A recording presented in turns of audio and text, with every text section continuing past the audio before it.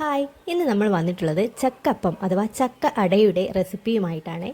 ചക്കയൊക്കെ കിട്ടി വരുന്നതേ ഉള്ളൂ അല്ലേ? കുറച്ച് പഴുത്ത ചക്ക കിട്ടി, എന്നാൽ ചക്ക അട ഉണ്ടാക്കാമെന്ന് കരുതി. അതിന് വേണ്ട സാധനങ്ങളാണ് ഒരു 4 അച്ച് ശർക്കര, പിന്നെ കുറച്ച് ചക്ക മാത്രമേ കിട്ടിയുള്ളൂ കേട്ടോ. അതങ്ങ് മിക്സിയുടെ ജാറിൽ അടിച്ചെടുത്തു. പിന്നെ ഒരു നാളികേരത്തിൻ്റെ മുറി ചിരവിയെടുത്തു. കൂടാതെ ഒരു 5 ഏലക്കായ നല്ലവണ്ണം പൊടിച്ചെടുത്തു. ശേഷം നമുക്ക് ചക്ക നെയ്യിൽ നല്ലതുപോലെ വഴറ്റിയെടുക്കണം. നെയ്യിൽ വഴറ്റുമ്പോൾ മാത്രമാണ് ആ ചക്കയ്ക്ക് നല്ല ഒരു സ്മെല്ലും നമ്മുടെ ചക്കപ്പത്തിന് നല്ല ഒരു ടേസ്റ്റും വരിക. വരിക്ക ചക്കയായിരിക്കും എന്തുകൊണ്ടും നല്ലത്. എന്നാൽ വരിക്ക ചക്ക കിട്ടാത്തവർക്ക് പഴഞ്ചക്കയിലും ഉണ്ടാക്കാം.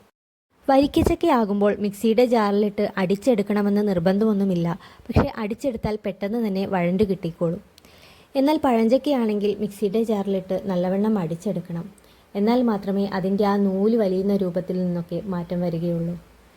ചക്ക നല്ലതുപോലെ ഒന്ന് വഴണ്ടി വരുമ്പോൾ നമുക്കതിലേക്ക് ശർക്കര പൊടിച്ചത് ചേർത്തിട്ട് ഒന്ന് നല്ലതുപോലെ ഉരുക്കിയെടുക്കാം.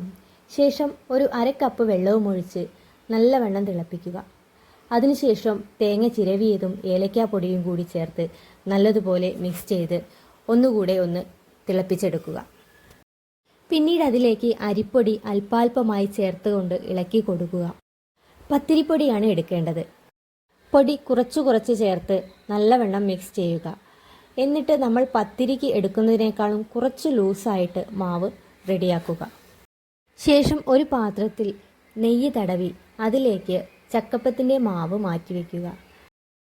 ചക്കപ്പം നമുക്ക് വാഴയിലയിലോ വഴനയിലയിലോ അതുമില്ലെങ്കിൽ പൊടുവണ്ണ ഇലയിലോ ഏതിലും തയ്യാറാക്കാം.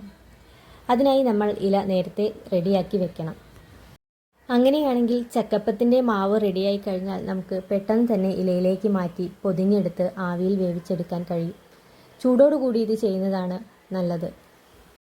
വാഴയിലയാണെങ്കിൽ നമ്മൾ ഇല ആദ്യം തന്നെ അടുപ്പത്ത് വെച്ചോ ഗ്യാസിൽ വെച്ചോ ഒന്ന് വാട്ടിയെടുക്കണം.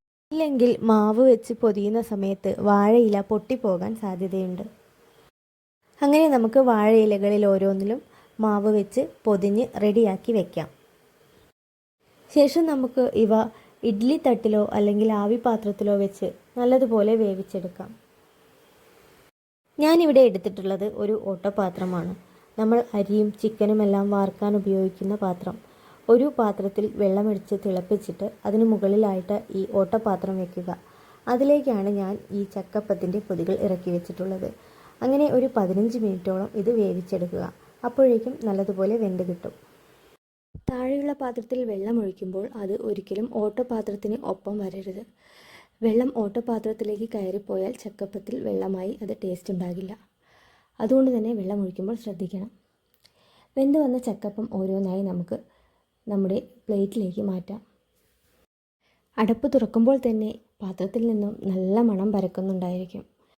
ചക്ക കുറച്ചുകൂടി കൂടിയാൽ ചക്കപ്പത്തിൻ്റെ ടേസ്റ്റും കൂടുകയേ ഉള്ളൂ കേട്ടോ.